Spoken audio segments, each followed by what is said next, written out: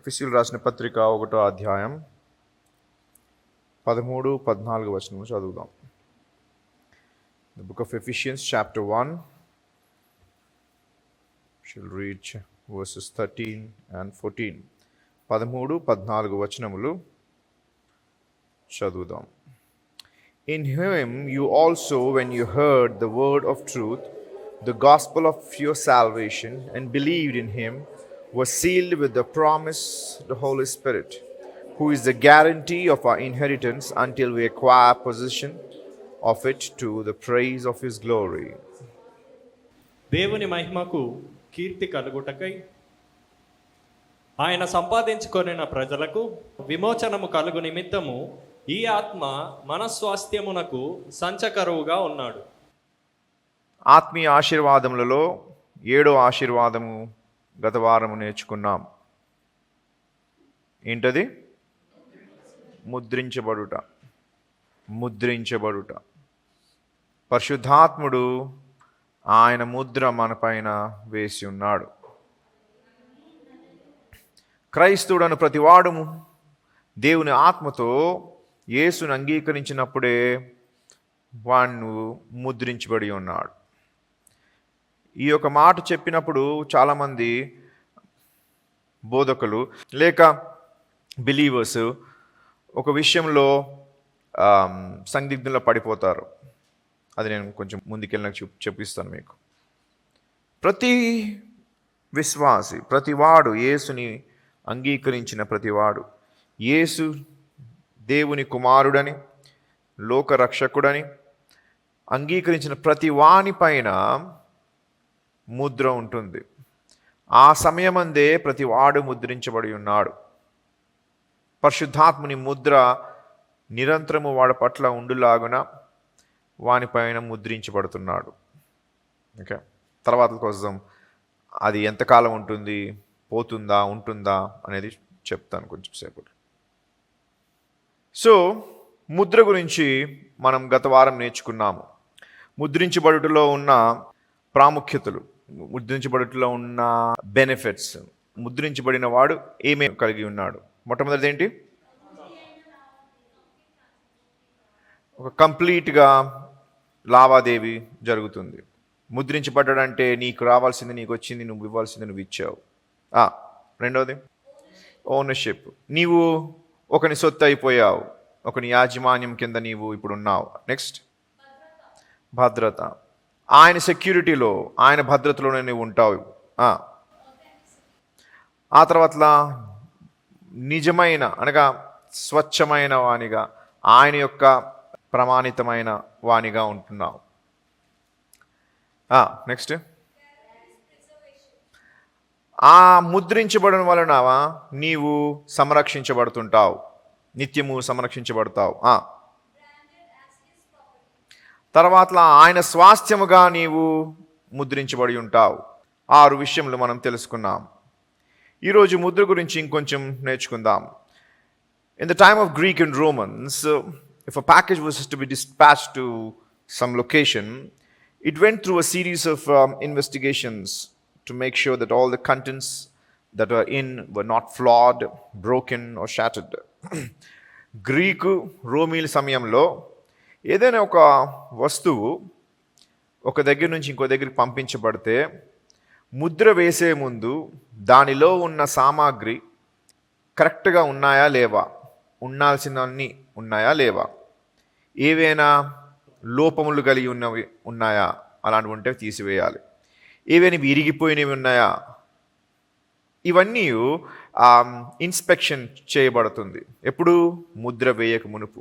ఎందుకనగా ఒకసారి ఆ ప్యాకేజ్ మీద ఎవరి ముద్ర అయితే ఉంటుందో అది వాని సొత్తు అవుచున్నది, అది ఆయన యొక్క స్వాస్థ్యం అవుచున్నది, అది ఆయన పేరుతో ఇప్పుడు ముందుకెళ్తుంది. సో ఆయన పేరుతో వెళ్ళుచున్న ఈ యొక్క ప్యాకేజ్ అనగా ఈ యొక్క వస్తువు, దానిలో ఎటువంటి లోపములు ఉన్నను, దాంట్లో ఏదైనా ఇరిగిపోయినవి ఉన్నను, లేకపోతే చెల్లాచెదరైపోయినను, ఆయన పేరుకి అది అవమానకరమైనది. ఆ యొక్క అధికారమునకు ఏ యొక్క కార్యాలయము, ఏ మనిషో, ఏ పరిపాలకుడు ఆ యొక్క ప్యాకేజ్ని పంపిస్తున్నాడో అది దాంట్లో ఉన్నవన్నీ సురక్షితంగా, క్షేమముగా, మంచిగా క్రమములో ఉన్న తర్వాతలే ముద్ర వేయబడుతుంది. అలా ముద్ర వేయబడితే దానిలో ఉన్నవన్నీ ఇన్స్పెక్ట్ అయి ఉన్నాయి, అనగా తనిఖీ చేయబడి ఉన్నాయి, అనగా అన్నిటినీ వారు తర్కించి చూసి ఉన్నారు, ఏమేమి ఎలా ఉండాలో ఉన్నాయా లేవా అని. అలాగే మనకి దేవుడు పరిశుద్ధాత్మతో ముద్రించినప్పుడు మనలో ఏముందని ముద్రిస్తాడు. మీకు అర్థమవుతుందా? ఒక ప్యాకేజీలో ఆ యొక్క సామాగ్రి అన్నీ కరెక్ట్గా ఉన్నాయి, సంపూర్ణంగా ఉన్నాయి, ఎటువంటి ఫ్లా అనగా లోపములు లేవని, ఏవి ఇరిగిపోయినవి కావు, నలిగిపోయినవి కావు, చెల్లాచెదరైపోయినవి కావు అని అవన్నీ చూసి అవన్నీ కరెక్ట్గా ఉంటేనే అప్పుడు ముద్రించబడుతుంది. మరి దేవుడు పరిశుద్ధాత్మునితో ఏ విధంగా మనకు ముద్రిస్తాడు? మనం విరిగి ఉన్నాం, మనలో అనేకమైన లోపములు ఉంటాయి, మనం చెల్లాచెదరుగా మన యొక్క బుర్రలు పని చేస్తాయి, ఎప్పుడు ఇటుంటాం, ఎప్పుడు అటుంటాం, ఇప్పుడు ఈ పని చేస్తాం, ఎప్పుడు ఆ పని చేస్తాము. సో చెదిరిపోయి ఉంటాము, విశ్వాసంలో చెదిరిపోయి ఉంటాము, దుర్నీతిలో చెదిరిపోయి ఉంటాము, నీతిలో చెదిరిపోయి ఉంటాము, ఎప్పుడు నీతి కార్యములు చేస్తాము, ఎప్పుడు దుర్నీతి కార్యములు చేస్తాము, ఇప్పుడు నైతికమైన పనులు చేస్తాము. సో ఈ విధముగా రకరకంగా చెదిరిపోయి ఉంటాం. మరి దేని బట్టి మన పట్ల ముద్రించబడుతున్నాము? ఎందుకనగా ముద్ర వేసే ముందు అవన్నీ కరెక్ట్గా ఉన్నాయా లేవో అని చూసిన తర్పిమ్మటే ముద్రించబడుతుంది ఆ యొక్క సామాగ్రి. అలాగే నీవు నేను సరిగ్గా లేము, మరి దేని బట్టి దేవుడు మనల్ని ముద్రిస్తాడు? ఎప్పుడైతే మనము యేసుని మన రక్షకునిగా అంగీకరిస్తామో అప్పుడు ఆ సమయమందు రక్షణ ఏ విధంగా, ఆ పరిత్రాణం మనకి ఏ విధంగా కలుగుతుందంటే ఆయన యొక్క రక్తము చేత. ఆ రక్తము వలన నీ లోపములన్నీ కడుగబడుతున్నాయి, నీ లోపములన్నీ పోగొట్టబడుతున్నాయి, నీ దుర్నీతి ఇవన్నీ నీతిగా మార్చబడుతుంది. సో అందుకే నేను చెప్పాను, సీల్ వేయడంలో ఏంటి లావాదేవీ అవుతుంది. సో నీలో ఉన్న లోపములన్నీ సరిచేయబడుతున్నాయి, చెదిరిపోయిన నీవు సమకూర్చబడుతున్నావు దేవుని యొక్క ప్రణాళికలో, దేవుని యొక్క పరిత్రాణం యొక్క ప్లాన్లో, సాల్వేషన్లో. నీవు ఆ రక్తము వలన సమస్తము సమకూర్చబడి ఎటువంటి లోపము లేనివాడిగా, నీతివంతుడుగా, దుర్నీతి లేకుండా నీతిమంతుడుగా దేవుని సమక్షంలో దేవునితో కూడి ఉన్న జనాంగముగా ఆ రక్తము నిన్ను ఏం చేస్తుంది? ఎనేబుల్ చేస్తుంది. ఆ రక్తము నిన్ను ఆ విధంగా సిద్ధపరుస్తుంది. సో ఎప్పుడైతే ముద్ర వేస్తున్నాడో, ముద్ర కన్నా ముందు ఏముంది నీ మీద? దేవుని రక్తం ఉంది.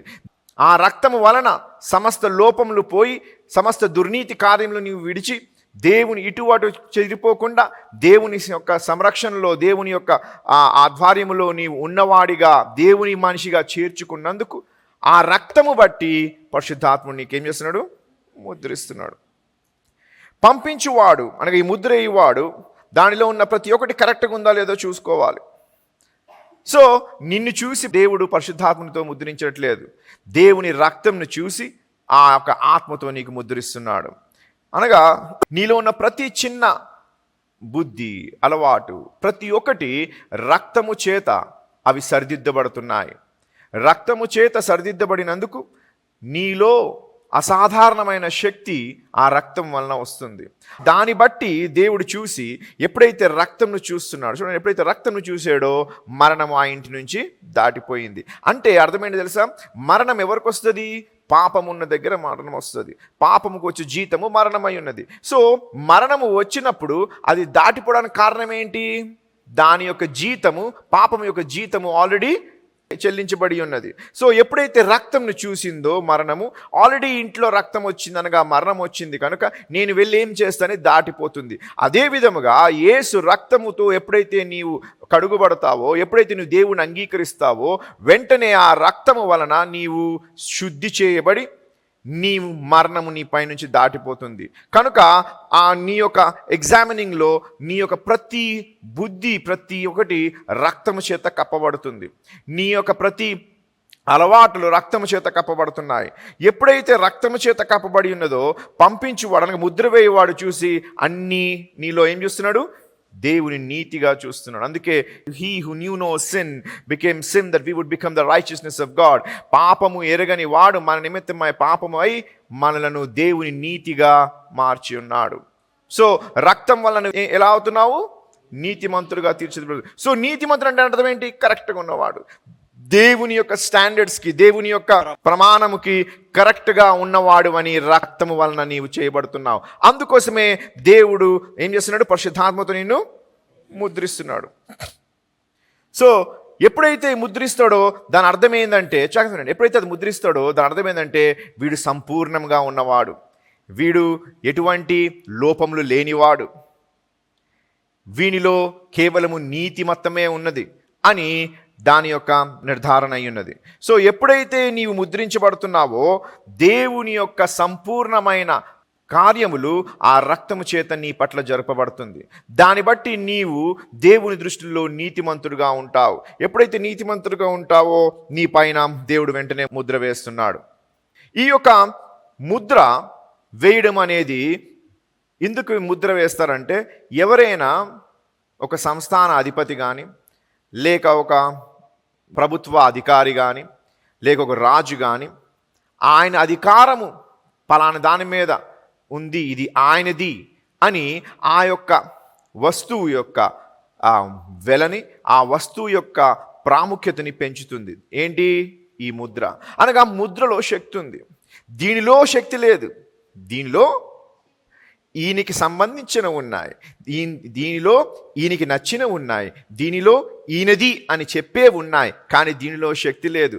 ఇది ఆయనది అయినప్పటికీ ఆయన ఎప్పుడైతే దానికి పంపిస్తున్నాడో, ఆయన ఎలా పంపిస్తున్నాడు? ఆయన సామర్థ్యముతో, ఆయన శక్తితో నిన్ను ముద్రించి పంపిస్తున్నాడు లోకంలోకి.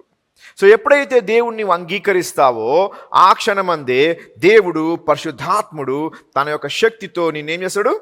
ముద్రిస్తున్నాడు. The seal is only significant as the one owning the ring. ఈ యొక్క ముద్ర యొక్క ప్రాముఖ్యత ఎంతుంది అంటే, ఆ ముద్ర ధరించిన వాడి ఎంతో అంత ప్రాముఖ్యత ఉంది. అర్థమవుతుందా?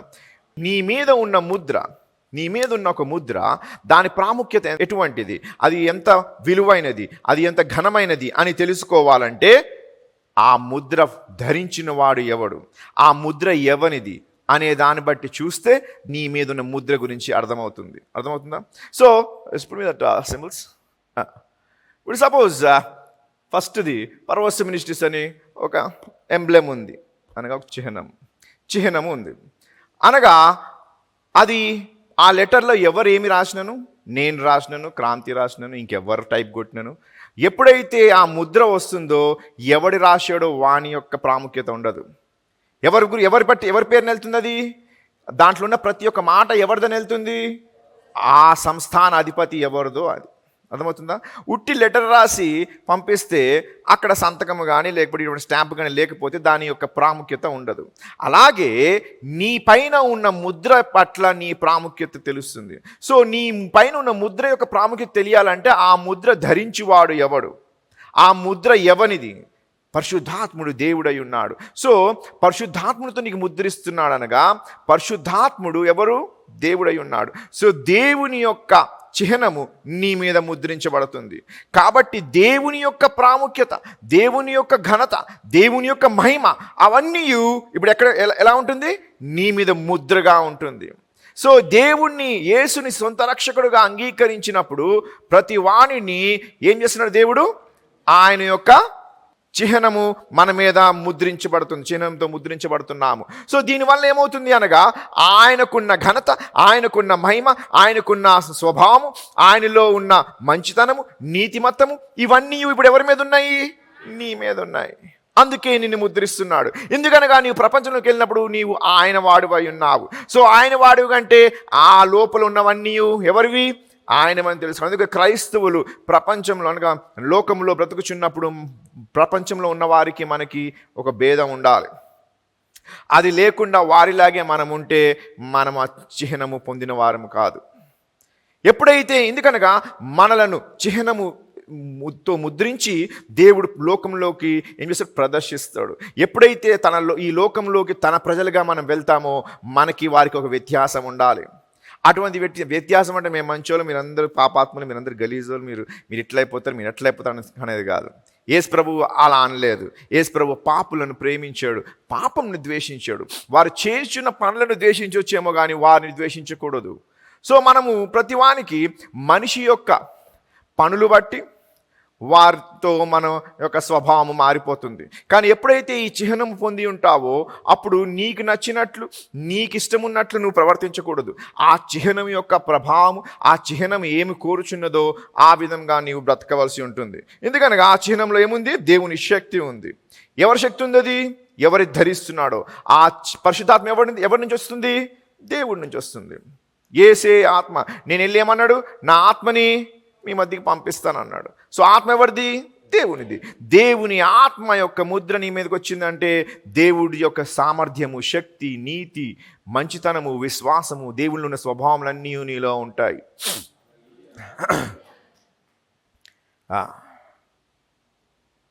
సో అప్పుడు ఆయన చిత్తమే నీ పట్ల జరగాలి. మొన్న మనం ధ్యానించున్న ప్రకటన గ్రంథంలో చెప్పాను, యాకోబు పత్రిక 4:15 ఏమని? ఇది దేవుని చిత్తం అయి ఉన్నది కనుక నేను బ్రతికి ఉన్నాను, బ్రతికి ఉండి ఇది చేస్తాను లేక అది చేస్తాను. సో నీవేం చెయ్యాలో దేవుని చిత్తానుసారంగా వెళ్తుంది. ఎందుకు వెళ్తుంది అనగా ఆయన చిహ్నం కలిగి ఉన్నావు, ఆయన ముద్రతో నీకు ముద్రించి ఉన్నాడు కనుక ఇప్పుడు నీ చిత్తం ప్రకారం కాదు, ఆయన చిత్తం బట్టే నువ్వు బ్రతుకుతున్నావు. బ్రతుకుతూ ఇప్పుడు ఆ బ్రతుకులో ఇది కానీ అది కానీ చెయ్యాలనేది ఎవరి చిత్తం ప్రకారం జరుగుతుంది? దేవుని. ఎందుకు ఆయన చిత్తం ప్రకారం జరుగుతుంది? ఎందుకంటే నువ్వు ముద్రించబడి ఉన్నావు. హల్లెలూయా. ఈ యొక్క చిహ్నంని గ్రీక్లో స్ఫ్రెగిడ్జో అని అంటారు. స్ఫ్రెగిడ్జో అని ఇదే వర్డ్ ఎఫిషియన్స్ 1:13 వాడబడ్డది. స్ఫ్రెగిడ్జో పరిశుద్ధాత్మనితో అనే చిహ్నము అనగా ఆయన గుర్తు, ఆయన ఎంబ్లం, ఆయన తొలక గుర్తు, చిహ్నము. ఎప్పుడైతే నీవు దేవుని అంగీకరిస్తావో, ఎప్పుడైతే తన రక్తం నీ మీద పడుతుందో వెంటనే దేవుడు పరిశుద్ధాత్మతో నీకేం చేస్తున్నాడు? ముద్రిస్తున్నాడు. ఈ ముద్ర నిత్యము నీ పట్ల ఉండిపోతుంది. ఈ ముద్ర నిత్యము నీ పైన ఉంటుంది. నువ్వెప్పటికీ ఆయన వాడివే. సో ఆలోచించండి. మీరు అనుకుంటారు అట్లెట్లా అవుతుంది? నేను చేసే పనులు, నా యొక్క అలవాటులు, నేను ఏకమాలు దేవుని దగ్గర తప్పిపోతుంటాను, దేవుళ్ళు బ్రతకకుండా ఉంటాను, ఏ విధంగా నేను ఎప్పుడు ఆయన వాడిని అవుతాను అని అనవచ్చు. ఇప్పుడు నేను ఒక కారు కొనుక్కుంటాను, మంచిగా నడుస్తుంది, సడన్గా ఒకరోజు బ్రేక్ డౌన్ అయ్యింది అనగా ఖరాబ్ అయింది, చెడిపోయింది, సడన్గా మార్గంలో ప్రాబ్లం వచ్చింది, ఆగిపోయింది. సో చెడిపోయినందుకు ఇప్పుడు అది ఆ కారు అక్కడ పక్కన పెట్టేసి ఇది నాది కాదు అని వదిలేయగలనా? వదిలేసాను అనుకో, ఈ రమేష్ పోలీస్ ఆఫీసర్ వచ్చి ఏం చేస్తాడు? ఫైన్ వేస్తాడు. వేసి ఎవరికి పంపిస్తాడు? నేను అక్కడ లేను, ఎక్కడ పంపిస్తాడు? నాకు పంపిస్తాడు, నేను ఉండే స్థలంకి పంపిస్తాడు. ఎందుకు? అది ఎవరిది? చెడిపోయింది కదా. నేను కొన్నప్పుడు అలా లేకుండానే, నేను కొన్నప్పుడు మంచిగా డబ్బు ఇచ్చి కొన్నాను, మంచి కారు, అది చెడిపోయింది, నాది ఎందుకు అవుతుంది అని నేను అనగలనా? అలాగే నీవు తప్పిదములు చేసినను దేవుడు వీడు నావాడు కాడు అని అనలేడు. ఎందుకనగా ఒక్కసారి నీవు ముద్రించబడ్డావంటే అది నిత్యత్వము, ఆ ముద్ర నీ పట్ల ఉంటుంది. ఎందుకనగా తన రక్తం ఇచ్చి కొన్నాడు. తన రక్తం ఇచ్చి కొన్నవాడు. ఇంకోటి ఏంటి తెలుసా? దేవుని రక్తంతో కొనబడినది రీసేల్ లేదు, ఇంకోటి ఎవడు కొనలేడు,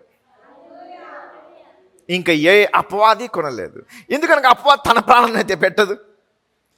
తన యొక్క ప్రాణముని, తన యొక్క గొప్పతనముని, తన యొక్క కీర్తిని నీ గురించి అయితే అర్పించుకోదు.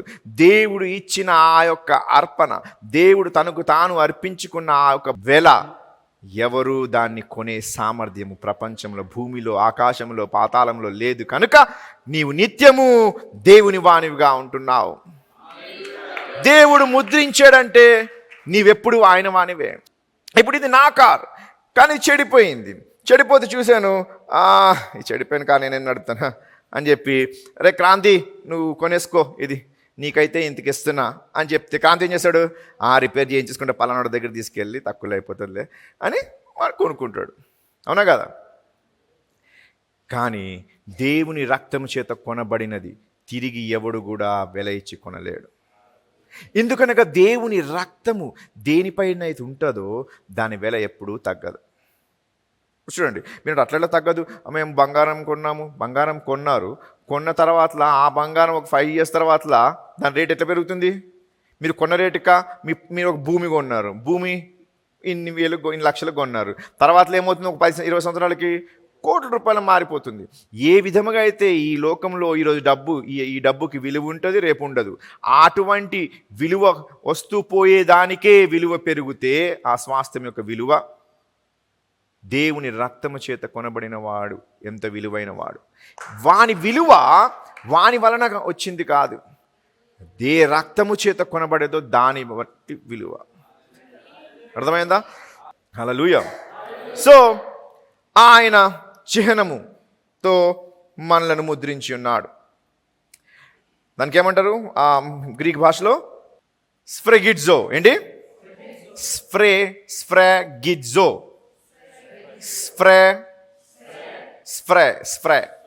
స్ఫ్రెగిడ్జో. ఎందుకంటే చాలా విలువైనది. ఇప్పుడు పాస్టర్ గారు మరి ముద్ర వేయబడ్డామన్నారు, నిత్యము ఆయన యొక్క ముద్రతో ఉన్నవారు అంటున్నారు. మరి ఒకవేళ ఆయన ఆల్రెడీ ముద్ర ఇస్తే పరిశుద్ధాత్మతో నింపుదల అనేది ఏంటి? మత నింపేది ఏంటి అంటే ఇప్పుడు కొంచెం ఇంతే వేసాడు, తర్వాతలా నింపుతాడు. So there is a difference between sealing and filling. అనగా ముద్రించబడుట మరియు నింపబడుట, రెండిట్లో కొంచెం వ్యత్యాసం ఉంది. ఓకే, అది కొంచెం తెలుసుకుందాం మనం. సో ఫస్ట్ ముద్రించబడుట అనే దాన్ని కరెక్ట్గా దాని డెఫినేషన్ని, అనగా దాని యొక్క నిర్వచనంని మనం తెలుసుకోవాలి. ఓకే, ఇందులో చెప్పాను మీకు ఒక ఎగ్జాంపుల్. సపోజ్ ఒక కార్ కొనుక్కున్నా నేను. అనేక కార్లు ఆ కంపెనీ తయారు చేస్తుంది కదా. ఆ కంపెనీ చేసిన కార్లన్నీ ఒకలాగే ఉంటాయి లేదా? మరి ఇది నా కారు అని ఎప్పుడు ఎలా మీరు తెలుసుకుంటారు, లేక నేను తెలుసుకుంటాను? నంబర్ ప్లేట్ నాకు ఎప్పుడు ఇవ్వబడుతుంది? ఎప్పుడైతే నేను దాని వెల చెల్లిస్తానో అది నాకు ఇవ్వబడుతుంది. అది నాకు ఇవ్వబడినప్పటికీ అది నా యొక్క కారుగా ఇంకా నమోదు చేయబడలేదు కనుక ఏమవుతుంది? ప్రభుత్వము దానికి ఒక నంబర్ ఇచ్చి ఆ నంబర్ కొట్టగానే ఎవరి పేరు రావాలి? నా పేరు రావాలి. సో ఎప్పుడైతే నేను డబ్బిచ్చి కొన్నాను, చూస్తారా, డబ్బిచ్చి కొన్నను, అది నాదిగా ఇంకా నమోదు చేయబడలేదు. అలాగే రక్తం ఇచ్చి కొన్నను, నీవు ఆయన వాణిగా నమోదు చేయబడవు. ఎప్పుడు వరకైతే నీవు ముద్రించబడవో అప్పుడు వరకు నీవు ఆయన కొన్నవాడివే, ఆయనదే. కానీ ఈ యొక్క లోకంలో నీవు ఆయన వాణిగా నీకు పేరు రాదు. సో ఏ విధంగా అయితే కారు నేను కొనుక్కున్న ఆ కారు ఇప్పుడు ఎవరిది? నాది. నాది అని ఎలా తెలుస్తుంది? నా పేరు నాది రిజిస్ట్రేషన్ అవుతుంది, అవునా? నేను వెళ్ళి నా వేలు ముద్రలు వేయాలి. ఎందుకు? అది నాది కనుక. అలాగే పరిశుద్ధాత్ముని యొక్క ముద్ర నీ మీద వేస్తే నీవు ఎవరు వాణివుతున్నావు? ఇప్పుడు రక్తం ఇచ్చి కొన్నప్పటికీ ఆయన వాణిగా మారాలంటే నీకేం చేయాలి? ఎందుకు వేయాలి? నిర్ధారించుటకు. నీవు ఆయన స్వాస్థ్యమని, ఆయన కొనుక్కున్న స్వాస్థ్యము నీవని మనుషులు అందరూ ప్రపంచంలో, పరలోకములో, భూలోకంలో ప్రతి వాడు తెలుసుకుంటకు నీవు ఏం చేయబడాలి? సీల్ చేయబడాలి. ఓకే, సో ఈ ముద్రించబడుట ఒకవేళ అటువంటిదైతే, నువ్వు కొనుక్కున్నావు, ఆ లైసెన్స్ ప్లేట్స్ నీ పేరున వచ్చాయి, ఆ నంబర్ నీది. ఇప్పుడు ఇది ముద్రించబడుట అనుకోండి. సో ఆ యొక్క లైసెన్స్ ప్లేట్ చూసినప్పుడు, ఆ నంబర్ చూసినప్పుడు ఆర్టీఓడు కొట్టినా, పోలీసుడు కొట్టినా ఎవరి పేరు వస్తుంది? సో ఇప్పుడు ఆ యొక్క కార్ యొక్క యజమాని ఎవరు? నేను, అవునా? ఈ కార్ ఎవరిది? నాది. సో ఈ కార్ నాది. ఎవరు డ్రైవ్ చేయాలి దీన్ని? కానీ నేను ఒక డ్రైవర్కి ఇచ్చాను. వాడు నేను ఉంటే ఒకలాగా, నేను లేకపోతే, డ్రైవర్లు అందరూ అంతే కదా. సో నేను ఉంటే ఒకలాగా, నేను లేకపోతే ఇంకో. నేను లేకపోయినప్పుడు వాడు ఎందుకు అలా నడిపిస్తున్నాడు? కాదు, అది వాడిది కాదు కనుక. వానికి దాని వెల తెలియదు కనుక, దాని విలువ తెలియదు కనుక. సో అదే విధముగా నీకు నీ విలువ తెలియదు కనుక దేవుడు ఎప్పుడైతే నీకు ముద్రించి నీ వాడివయ్యావో నీవేం చేయాలి? ఆ యొక్క ఓనర్కి ఆ డ్రైవింగ్ ఇవ్వాలి. అనగా నీ జీవితము ఎవరి చేతిలో పెట్టాలి? దేవుని చేతిలో పెట్టాలి. ఎందుకు? ఇప్పుడు ఎవరు వాడివి? నీవు దేవుని. కానీ మనం మాకు వస్తే డ్రైవ్ మీరు కూర్చోండి ప్రభా అని పరిశుద్ధాత్మ పక్కన దోసేసి మన జీవితాన్ని మనం పట్టుకుని నడిపిస్తుంటాం. ఎప్పుడైతే మన జీవితాన్ని మనం నడిపిస్తుంటామో ఎవరి ముద్రది? ఆయనది. డ్రైవర్ తెలుసా వెళ్ళ సంగతి? వాడికి ఏం బాధ వేస్తుందా? వాడేం వెలగట్టాడా? కట్టలేదు. ఏమైనా డెంట్ అయిందనుకో ఏమవుతుంది? ఏమవుతుంది? బాధ వేస్తుంది. ఎవరికి? నాకు. ఎందుకు? రిపేర్ ఎవరు ఇవ్వాలి? నేను. ఖర్చు ఎవరికి పోతుంది? నాకు. సో నువ్వు ఎప్పుడెప్పుడు చెడిపోతావో బాధ దేవుడు కాదు. అందుకోసమే మూలికలతో ఆయన ప్రార్థన చేస్తున్నాడు. నిరంతరము మన నిమిత్తమై మూలుగులతో నువ్వు ఎప్పుడెప్పుడు ఏమేమి యాక్సిడెంట్లు చేస్తావో నీ జీవితం ఆయన తెలుసు కనుక నిత్యము మూలుగుతూ నీకు బాధ లేదు. నడిపించేస్తున్నావు, గుద్దినాక దెబ్బ తగిలినాక అప్పుడు బాధపడతావు. లేకపోతే డ్రైవర్ ఎప్పుడైనా బండిని తీసుకెళ్ళి గుద్దాడు అనుకో, నెక్స్ట్ వాడి యొక్క ఆలోచనలు, వాడి బుర్రలో ఏం నడుస్తుంటుంది, వాడి బుర్రలో వాడి మనసులో ఏం నడుస్తుంటుంది? ఇప్పుడు ఓనర్ ఏమంటాడు? అలాగే ఎప్పుడైతే మన జీవితం ఇష్టం వచ్చినట్టు నడిపిస్తామో దేవుని చేతిలో పెట్టకుండా, ఎప్పుడైతే మనం దెబ్బలు తింటామో దేవుని దగ్గర రావాలంటే భయం. దేవుడు ఏమంటాడు? దేవుడు వెల ఇచ్చి కొని నన్ను రక్షిస్తే నేను ఇప్పుడు ఏ మొహంతో దేవుడి దగ్గరికి వెళ్తాను అనే భయం నీలో వస్తుంది.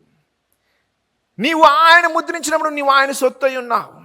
ఆయనే నీ జీవితం నడిపించాలి. అందుకే ఆయన చిత్తం ప్రకారముగా నేను ఇది కానీ అది కానీ చెయ్యాలి అని యాకోబు పత్రికలో మనం నేర్చుకున్నాం.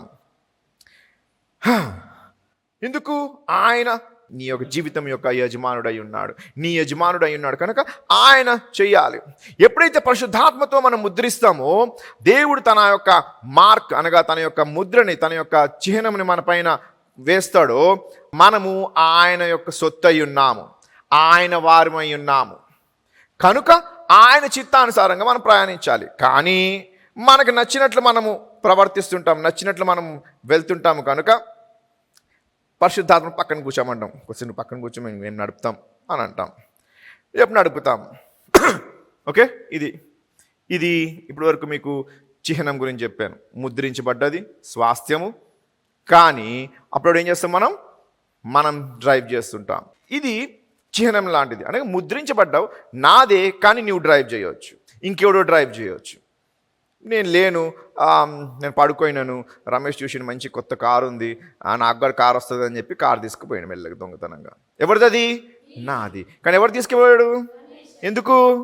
ఎవరో కొత్త గర్ల్ ఫ్రెండ్ ఉంది దానికి చూపించడానికి తీసుకుపోయాడు. సో కారు ఎవరు తీసుకెళ్ళాలి అసలుకి?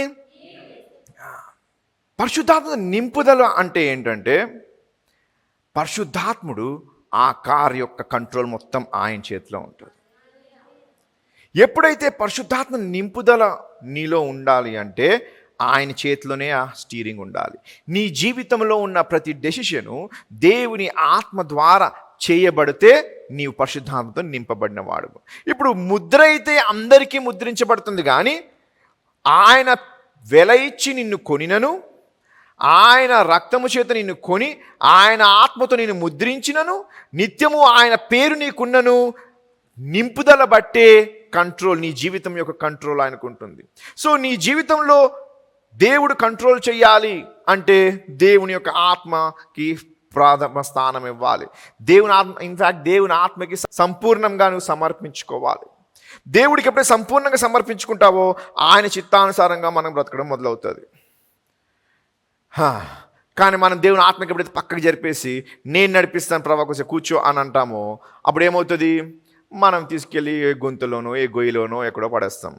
పడేసినప్పుడు డ్రైవర్ తీసుకెళ్ళాడు, రమేష్ గడు తీసుకెళ్ళాడు, గుద్ది తీసుకొచ్చాడు కదా, గుద్దాడు, వదిలేళ్ళాడు కదా, తీసుకొచ్చి ఏం చేస్తాడు? ఇప్పుడు ప్రెజోడ్ అన్న అంటాడా? తల కిందకి దించుకొని ఏమని ఎక్స్పెక్ట్ చేస్తాడు? 2 తిట్లు పడతాయి, కానీ అన్న కొంచెం అరుస్తాడు, తర్వాత సల్లగాడతాడులే. సో భయం ఉంటుంది, కానీ ఏదో విధంగా నష్టము ఆయనే తీర్చుకుంటాడు. చూడు, అన్న ఇది ఇరిగిపోయింది అని తెస్తారు, ఇది ఊడిపోయింది అని తెస్తారు. ఎందుకు? అది మాకు సంబంధం లేదు, అది కట్టుకునేది ఆయన కదా అని. సో అదే విధముగా మనము మన జీవితముని కంట్రోల్ మనము చేస్తూ దేవుని ఆత్మగాని పక్కన పెట్టామంటే, దేవుని ఆత్మతో నింపదలు కలిగి ఉండక మనమట మనమే నింపుకుని మన జీవితాన్ని మనం నడిపించామంటే భయంకరమైన దెబ్బలు తింటాం. దెబ్బలు తిన్నప్పటికీ యజమానుడి దగ్గరికి వచ్చేవంటే మాత్రం ఆయన 2 చీవాట్లు పెట్టి నిన్ను బాగు చేసి నేర్పిస్తాడు. నీ యొక్క జీవితాన్ని మరలా తిరిగి కడతాడు. ఎందుకు ఆయన దగ్గర రావాలంటే అది ఆయనది కనుక. నీవు ఇరిగినను, నీవు దెబ్బలు తిన్నను, నీవు ఎవరి వాడివై ఉన్నావు? దేవుని వానివై ఉన్నావు. సో దేవుని వానివై ఉన్నందుకు నీవు తప్పు చేసినను ఎక్కడ రావాలి? దేవుడి దగ్గర రావాలి. దేవుడి దగ్గరికి వచ్చినప్పుడు దేవుడు తప్పకుండా నిన్ను బాగు చేస్తాడు. The ceiling of the spirit is the mark of permanent ownership. ఎప్పుడైతే నీవు ముద్రించబడ్డావో, పరిశుద్ధాత్ముని ద్వారా ముద్రించబడిన నీవు దేవుని యొక్క పర్మనెంట్ శాశ్వతమైన సంపద ఉన్నావు. ఏమై ఉన్నావు? But the feeling of the spirit is a part of on going. ఈ కానీ ఆయనదే కానీ ఆయనకి ఇస్తున్నావా? నీవు ఉంటున్నావా? ఒక గంట ఆయనకిచ్చి 23 గంటలు నీవు ఉంటున్నావా? లేక ఆయనకి ఇస్తున్నావా? సో ఆన్ గోయింగ్ అంటే నిరంతరము నడిచేది ఏది? పరిశుద్ధాత్మతో నింపుదల. ఎప్పుడెప్పుడైతే నీవు దేవునికి నీ జీవితం అర్పిస్తుంటావో, ప్రతిదానికి నీ యొక్క దేవుని చిత్తానుసారంగా నీవు దేవునికి ఇస్తుంటావో, పరిశుద్ధాత్మతో నింపబడుతుంటావు. ఎప్పుడెప్పుడైతే నీకు నచ్చినట్లు నువ్వు చేస్తుంటావో, దేవుని ఆత్మను పక్కన పెడుతున్న వాడవుతున్నావు. సో ఈ యొక్క నింపుదల అనేది ప్రతిరోజు అనుదిన జీవితంలో నిత్యము జరిగేది, ఆన్ గోయింగ్, ఎప్పుడు జరిగేది. రెండోది ఏంటంటే ప్రతిసారి మార్పు ఉండాలి. మీరే నడపండి, ఇది నాకు వచ్చు నేను నడిపిస్తా అని అన్నప్పుడు కూడా దేవుని చిత్తానుసారంగా ఉండాలి. కాబట్టి ప్రవ్వా నువ్వే దీన్ని నడుపు అని నీకు వచ్చినది, నీకు రానిది, నీకు తెలిసినది, నీకు తెలియనిది ప్రతి దానికి ఎవరికి ఇవ్వాలి? సో ఈ ట్రాన్స్ఫర్మేషన్ అనగా పరివర్తన ఎప్పుడు వస్తుందంటే, నీకు వచ్చినవి నీకు ఈజీగా నేను చేసేస్తానులే అని అనుకుంటాం. ఎప్పుడు మనం అలా అనుకుంటామో అప్పుడే విఫలం అవుతాం. సో నీకు వచ్చినదైనప్పటికీ నీకు రానిదైనప్పటికీ నిత్యము ఆయనకే నీవు అర్పించుకోవాలి. ఎప్పుడు ఆయనతో నీవు ప్రభువా నీవే ఆధిపత్యం పొంది నాయనా నా జీవితంలో ఏ విధంగా నేను ఏమి చేయాలని నేర్పించని ప్రతి ఒక్కటి ఆయనకి ఇస్తావో అప్పుడు దేవుని ఆత్మతో నింపబడి ఉంటావు. సో ఎప్పుడైతే నీవు ఆయన చేయికిస్తుంటావో అప్పుడప్పుడు ఆయన నీకు కొత్త కొత్తవి నేర్పిస్తూ ఉంటాడు. ఎప్పుడైతే నీ జీవితం ఆయన చేయికి అర్పిస్తావో, నీకు తెలిసిన దాంట్లోనే తెలిసిందే అనుకుని తర్వాత ఒక పెద్ద కీడు వచ్చినప్పుడు తెలిసింది కూడా నువ్వు ఇలా చేద్దాం అనుకున్నప్పుడు పరిశుద్ధాత్మ ఇంకొకలా చేయించుంటాడు. నువ్వు బాధపడుతూ ఇష్టం లేకుండా చేస్తావు, కానీ ఎప్పుడైతే దాని ప్రతిఫలం తెలుస్తుందో అప్పుడు నీకు అర్థమవుతుంది, ఇది నాకు తెలుసు అనుకున్నాను కానీ అలా తెలిసి చేసి ఉంటే భయంకరమైన దెబ్బ తినవలసింది, కానీ దేవుడు నన్ను రక్షించాడు అని అనుకుంటాం.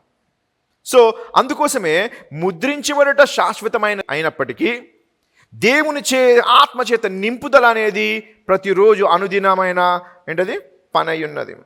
అనుదినము నీ యొక్క మార్పు పరివర్తన దేవుడు పరిశుద్ధాత్మ వల్ల నీకు రావాల్సి ఉన్నది. సో నింపుదల వేరు, ముద్రించబడుట వేరు. ముద్రించబడ్డావు కానీ నింపుదల లేదనుకో, సో దేవుని యొక్క స్థానం లేదు. దేవుడిదే కానీ దేవుని స్థానం లేదు, దేవుడు వెళ్ళిపోతాడు. అప్పుడు నీ జీవితము నీవు ఆయన వాడిది అయినప్పటికీ ఆయన బాధపడతాడు.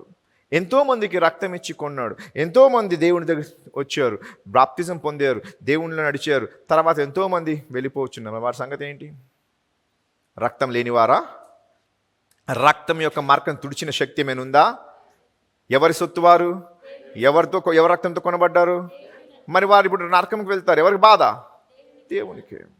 ఎందుకనగా దేవునికి ఒక నింపుదల, ఆత్మతో నింపుదల వారికి లేదు కనుక ముద్ర మాత్రం పోదు.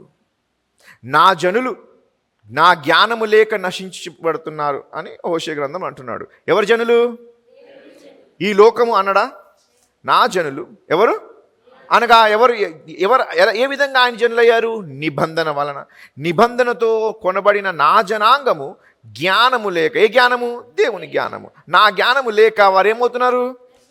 నశించిపోతున్నట్టు. ఎవరు నశించిపోతున్నారు? నా ప్రజలు. అర్థమవుతుందా? ముద్ర ఎందుకు పోతుందని చెప్తున్నాను. ఒక్కసారి నీవు దేవుని అంగీకరిస్తే పరిశుద్ధాత్మ ముద్ర నీ పైన ఎప్పుడు ఉంటుంది. రక్తము నేను ఎప్పుడు ఓనర్షిప్, యాజమాన్యం కలిగే ఉంటుంది. కానీ నీవు ఆయన దగ్గర నుంచి నీవు తీసుకుని నీదగా నీవు యుసర్పింగ్ ఏమంటారు అనగా, ఒక రాజు ఉన్నాడు, లేకపోతే ఒక బిజినెస్ మ్యాన్ ఉన్నాడు. రాజు దగ్గరికి వెళ్తే మళ్ళీ ఇక్కడికి వెళ్తాం, మీరు అర్థం కాదు. సో ఒక బిజినెస్ మ్యాన్ ఉన్నాడు. ఆ పక్కనే ఇంకొక సెక్రటరీయో లేకపోతే ఒక తమ్ముడో లేక ఎవరో బంధువు ఉన్నాడు. వాడు ఏం చేశాడంటే నేను లేని సమయంలో ఇదంతా వాని పైన చేసేసుకున్నాడు. ఎందుకు? వానికి ఆశ కలిగింది, పట్టు చేసేసుకున్నాడు. ఎలా చేశాడు? మోసంతో. ఎవరిది? నాది. అలాగే నీవు దేవుని వాడు అయినప్పటికీ అనేక మార్లు మోసముతో కుట్రతో దేవుణ్ణి తిరస్కరించి దేవుణ్ణి తోసేసి నీవు ఆయనదైన నిన్ను నీవు తీసుకుని భయంకరమైన నష్టాలు పోతావు. బాధ ఎవరికి? ఆయనదే. వెలెవరు చెల్లించారు? ఎవడి వాడివి నీవు? దేవుని. ఎందుకు? ముద్ర నీ మీద ఉంది కనుక. నీవు దేవునిలో ఉన్నను, దేవుని ఆత్మతో నింపుదల కలిగి ఉన్నను, దేవుని ఆత్మ లేకుండా నశించిపోయినను నీవు ఈ నిత్యము ఆయన ప్రజలవే. ఆయన రక్తం ఇచ్చి కొన్న జనాంగమే మనం. సో ముద్రలో అంత శక్తి ఉంది. ముద్ర ఉంది కనుక నీవు ఎప్పుడైనా నువ్వు దేవుని దగ్గర రాగలవు. తప్పైన ఆ కుమారుడు తండ్రి దగ్గరికి ఎందుకు వచ్చాడు? కుమారుడు కనుక. కుమారుడుగా రాలేదు, కానీ నేను ఎందుకు వచ్చాడైనా కనీసం ఏదో ఒక బానిసకైనా బతకొచ్చు కదా అని వచ్చాడు. క్రైస్తవ్యంలో అదొక ప్రాబ్లం ఉంది. ఏంటంటే ఎప్పుడైతే తప్పు చేస్తారో 10 మంది ముందు అవమానం అవుతారో వారు తిరిగి వచ్చి దేవుడు నన్ను ఇది చేశాడని చెప్పి, ఒకసారి నేను ఒక సిస్టరు తన భర్త ఎవరితో ఒక ఆమెతో వెళ్ళిపోయింది. వాళ్ళు ఊరికి వెళ్ళిపోతాను ఇది అదే అన్నారు. ఎందుకు వెళ్తానమ్మా? తప్పు చేసినప్పుడు దేవుని దగ్గరికి వచ్చారంటే దేవుడు మీరు ఎక్కడ పడిపోయారో ఎక్కడ అవమానమయ్యారో అక్కడే మీకు నిలబెడతాడు అంటే ఆమంటది కదా, కరెక్ట్ కదా, మనం తన్ని నిల్చోవాలి. ఎవడు తన్ని నిల్చుంటావు? తన్నే పోయి నీకే తన్ని పోయిండు మీ ఆయన. ఎవడు తన్ని నిల్చుంటావు? అర్థమవుతుందా? అనగా మనుషులకి కుమారుడుగా తప్పిపోయినప్పటికీ కుమారుడుగా వస్తే దేవునికి అంగీకరించాడు. వాడు నలిగి విరిగి ఏడ్చి ప్రభువా పరలోకమున్న తండ్రియు నా తండ్రికి నేను ఏం చేశాను? అపరాధము చేశానని పశ్చాత్తాపంతో వస్తున్నాడు. పశ్చాత్తాపంతో ఏ విధంగా వస్తున్నాడు? తిరిగి నేను నా కొడుకుని ఆయన కొడుకుగా బ్రతుకుతా అని రావట్లేదు. ఏ విధంగా వస్తున్నాడు? కనీసం భోజనం దొరుకుతుంది కదా, కనీసం ఇటువంటి దుస్థితి నాకు ఉండదు కదా, ఇటువంటి అవమానకరమైన జీవితం నాకు ఉండదు కదా అని ఎక్కడికి వస్తున్నాడు? ఎందుకు? తండ్రిని యజమానుడిగా చూస్తున్నందుకు. అలాగే దేవుని వెల చెల్లించబడి కొనబడిన మనము దేవుని నుంచి దూరం అయినను ఎప్పుడైతే మనము తప్పిదం తెలుసుకుంటామో మనం ఎలా రావాలి? మన యజమానుడి దగ్గర రావాలి. ఆయన మనకు కొనుక్కుని ఉన్నాడు, ఆయన దానికి ఇవ్వాలి అని వచ్చామంటే నీవు దాసుడుగా వచ్చినను పశ్చాత్తాపముతో కింద బోర్లి తల కొట్టుకుని నీవు ఆయన దగ్గరికి వచ్చినను ఆయన నీకు లేపి హత్తుకుంటాడు, ఉంగరం పెడతాడు, వస్త్రం వేస్తాడు, చెప్పులు వేస్తాడు, కుమారుడు యొక్క స్థానం నీకు ఇస్తాడు. కుమారుడుగా రావాలనుకున్నావు అనుకో, నీలో పశ్చాత్తాపం లేదు. So filling of the Holy Spirit is an ongoing. ప్రతి దినము అనుదినము జరిగేది. ఏది? పరిశుద్ధాత్మ చేత నింపబడుట. So you are sealed. నీవేమై ఉన్నావు? ముద్రించబడి ఉన్నావు. There is a insignia on you, there is an emblem, there is a mark on you. ఒక మరక నీ పైన ఉన్నది. ఈ యొక్క స్టార్టింగ్లో మీకు చెప్పాను, ఒక సామాగ్రి మీద ఎప్పుడైతే అది పంపించబడుతుందో దాని మీద ముద్ర వేయబడుతుంది. ముద్ర వేసినప్పుడు ఆ ప్యాకేజ్ ఎవరిది? ఇప్పుడు ముద్ర ఎవనిదో ఆయనది. సో దాన్ని ఎవరు కూడా వేరే వాళ్ళు ఇరగొట్టకూడదు, వేరే వాళ్ళు తీయకూడదు. ఎవరికి అది పంపించబడ్డదో, ఎవరికైతే అది చేయమని చెప్పిందో వారు మాత్రమే దాన్ని చూడగలరు. దేవుడు అంటున్నాడు, యేసు ప్రభు ఏం చేశాడు? తన రక్తం ఇచ్చి మనలను తండ్రి కోసం కొని ఉన్నాడు. సో ఈ యొక్క జనాంగము, ఈ యొక్క సంఘం అనే ఈ ప్యాకేజ్ దేవుని రక్తము చేత కొనబడి పరిశుద్ధాత్మతో ముద్రించబడి మీ అందరినీ ఎక్కడికి అందింపజేయాలి? పరలోకం, దేవుని యొక్క గృహంకి అందింపజేయాలి. అర్థమవుతున్న మాటలు? సో ఈ సీల్లో, ఈ ఇన్సిగ్నియాలో నీవు ఎప్పుడైతే దేవుని ఆత్మతో ముద్రించబడతావో ఈ యొక్క ప్యాకేజ్ అనగా నీవు ఇప్పుడు ఎక్కడ వెళ్ళాలి? నువ్వు దేవుని దగ్గరికి వెళ్ళాలి. నీవు అపవాది యొక్క సొత్తై ఉండే. ఎప్పుడైతే భూమి దానిలో ఉన్నది యావత్తు మనకు స్వాధీనపరచుటకు దేవుడు అనుగ్రహిస్తే అది మనం ఏం చేసాము? అది అపవాది యొక్క మాటలకి విని వానికి అది అమ్ముకున్నాము. సో ఏదైతే మనము పోగొట్టుకున్నామో ఇప్పుడు ఆ స్థలమునకు వచ్చి, ఆ పొలములోకి వచ్చి ఆయన ఏం చేశాడు? నిన్ను వెల ఇచ్చి కొన్నాడు. కొని ఇప్పుడు నీవు ఆయన జనాంగము కనుక నీకేం చేస్తున్నాడు? ఆయన యొద్దకు తీసుకెళ్ళుటకు, ఆయన యొద్దకు పంపించుటకు దేవుని రక్తముతో నీకు శుద్ధీకరించి నీ యొక్క లోపంలో నీ మార్చి తన ఆత్మతో నీకు ముద్రించి ఎక్కడ చేరుస్తున్నాడు? పరలోకంలోకి చేరుస్తాడు. అందుకోసమే నువ్వు ముద్రించబడుతున్నావు, అందుకోసమే నువ్వు రక్తంతో కొనబడుతున్నావు. ఎందుకనగా ఎవరిదో వారికి అనుగ్రహించుటకు. ఎవరు దాన్ని ఎరగొట్టలేరు. ఎవరికి వెళ్ళాలి? నువ్వు ఎవరికి అడ్రస్ చేయబడ్డావో వారికి. నా ద్వారే తండ్రి యొద్దకు వచ్చు, ఇంక ఏ ద్వారా కూడా ఎవరు రాలేడు. అనగా అర్థమేంటి? ఎవడు కూడా నిన్ను తండ్రి యొద్దకు పోకుండా ఆపలేడు. ఎందుకనగా రక్తంని ఇరగొట్టే సామర్థ్యం దేనికి లేదు. సీల్ని పరిశుద్ధాత్ముడు పరిశుద్ధాత్మ దేవుని యొక్క సామర్థ్యం అయి ఉన్నాడు. దేవుని శక్తికి మించిన శక్తి ఈ యొక్క విశ్వంలో ఎక్కడ లేదు. కనుక ముద్రించబడిన నీవు, స్వాస్థ్యమైన నీవు తిరిగి తండ్రి యొద్దకు చేర్చు నిమిత్తమై నీవు ముద్రించబడుతున్నావు. కనుక ఎవరి ముద్ర నీ పైన ఉందో వాని యొక్క సామర్థ్యము బట్టి దాన్ని ఎదిరించే సామర్థ్యం ఎవరికి లేదు. కనుక నీవు ఆయన వానిగా చేరుకుంటావు. ఎవరైనాను చూడండి, ఎవరైనాను ఇప్పుడు సపోజ్ గవర్నమెంట్ ఒక ముద్ర వేసి పలానా అడ్రస్ రాసింది, నేను మధ్యన వచ్చి దాన్ని చింపి చదివి అప్పుడు ఇచ్చాను అనుకో, ఏం చేస్తారు? నాకు ఎవరు చెప్పి నీకు ఎవరు చెప్పమన్నాడు, ఎవరు రాశారు, ఎందుకు చేసావు అని చెప్పి నా మీద కేసు వేసి నన్ను ఏం చేస్తారు? జైల్లో పెడతారు. అలాగే దేవుని సొత్తైన నీవు, ముద్రించబడిన నీవు దేవుని దగ్గరికి వెళ్ళకుండా తన ఇంటికి చేరకుండా మధ్యన ఎవడైనా ఆటంకపరిస్తే దురాత్మలను, వాటి యొక్క సమూహములను, వారి యొక్క మనుషులను దేవుడు తీసుకెళ్ళి బంధిస్తాడే కానీ నీకు మాత్రం ఎటువంటి హాని కలగదు. Okay, next week will continue this. చాలా నెక్స్ట్ వారము దేవుని చిత్తమైతే చాలా గొప్ప విషయములు మనం తెలుసుకుంటాం. నెక్స్ట్ వీక్ ముద్ర యొక్క ప్రాముఖ్యత ఒకటి చెప్తాను. ఫస్ట్ ఒక ఉదాహరణ చెప్తాను, తర్వాత ముద్ర యొక్క ఆ ప్రక్రియ మీకు చూపిస్తాను. ఏ విధంగా దేవుడు ముద్రిస్తున్నాడు, దానిలో ఉన్న ప్రాముఖ్యత మనం వచ్చే వారం తెలుసుకుంటాం.